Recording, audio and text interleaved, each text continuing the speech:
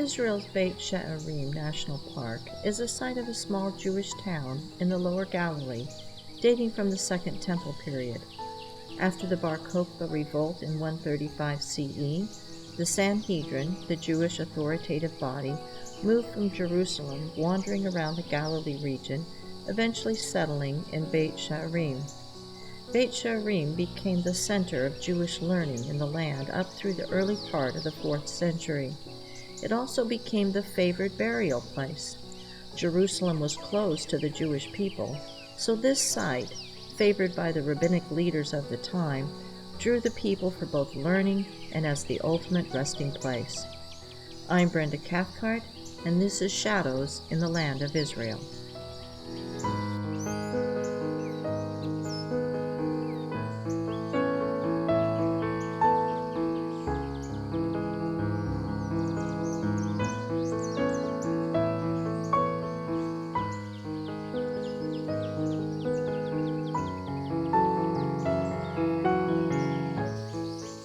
The caves, dating back to the Second Temple period, reflect the changing Jewish habits and customs.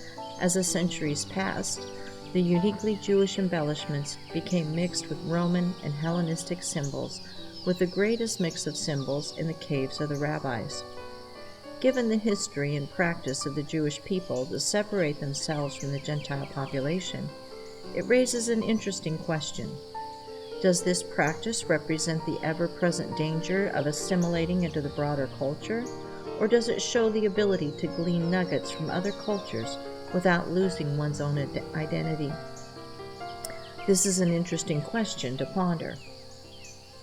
What intrigued me most about the tombs in Beit She'arim was that each cave held places for many bodies to be interred. The simplest burial cave had shelves cut out of the wall, with recessed places to place the body. Bodies could be placed side by side with only a small raised section between each body. Most caves had small rectangular doors sealed by one or more stone doors pivoting on hinges.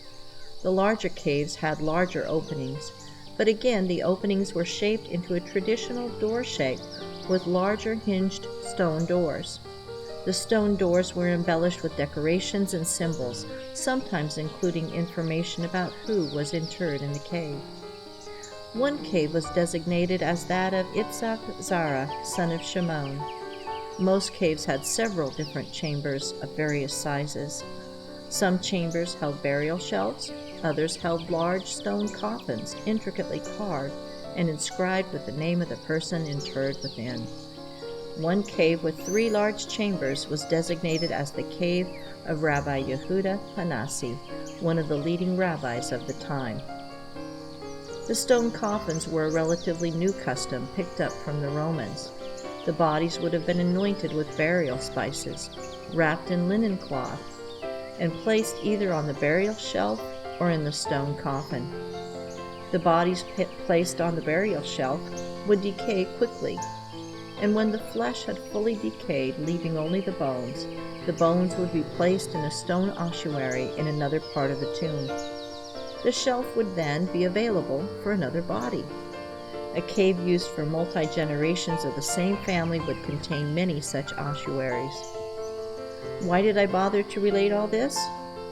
For the simple reason to illustrate the burial practices that would have been in place at the time of Yeshua's death, burial, and resurrection. We read that Yeshua was laid in the tomb of a man named Joseph of Arimathea. Luke 23:50-54. Now behold, there was a man named Joseph, a council member, a good and just man. He had not consented to their decision indeed. He was from Arimathea, a city of the Jews, who himself was also waiting for the kingdom of God. This man went to Pilate and asked for the body of Jesus. Then he took it down, wrapped it in linen, and laid it in a tomb that was hewn out of the rock, where no one had ever lain before. That day was the preparation, and the Sabbath drew near. There are several pertinent facts in this short passage. First, Joseph was not from Jerusalem. Scholars differ on where they believe Arimathea was located, placing it as far away as Dan in the north to within 10 miles of Jerusalem. But the point is that even though Joseph was not from Jerusalem, He wanted to be buried near Jerusalem. The sages believed that after the patriarchs, the resurrection of the dead would begin at Jerusalem. To this day, burial plots near Jerusalem are coveted and expensive to acquire.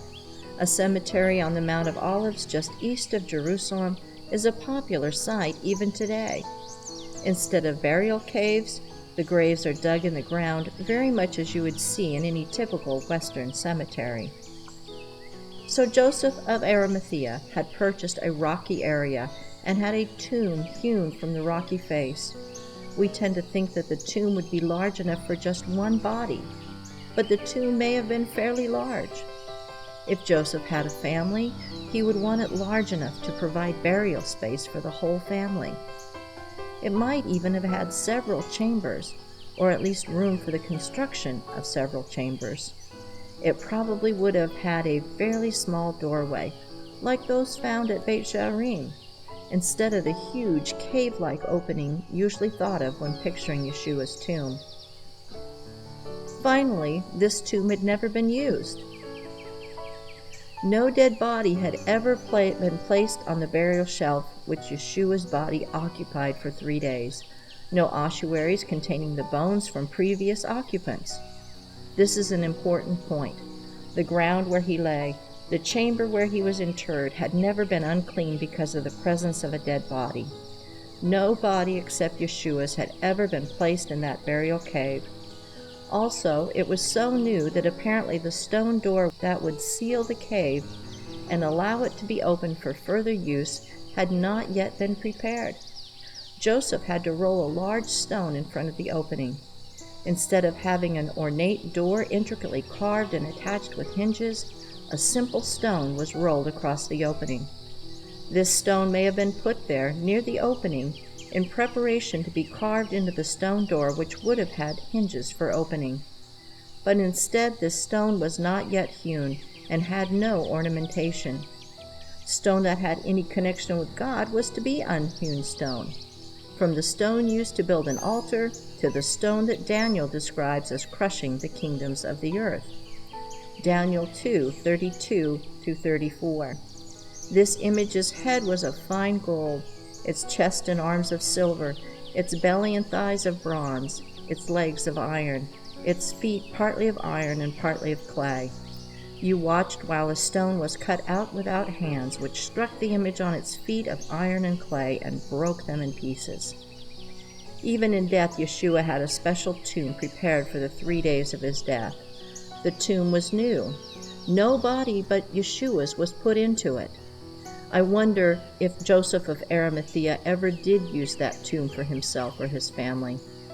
Just as Yeshua's burial tomb belonged to a man named Joseph, Yeshua's earthly father was named Joseph, and at the first Passover and Feast of Unleavened Bread during the Exodus, the children of Israel took Joseph, son of Jacob's, bones with them when they left Egypt.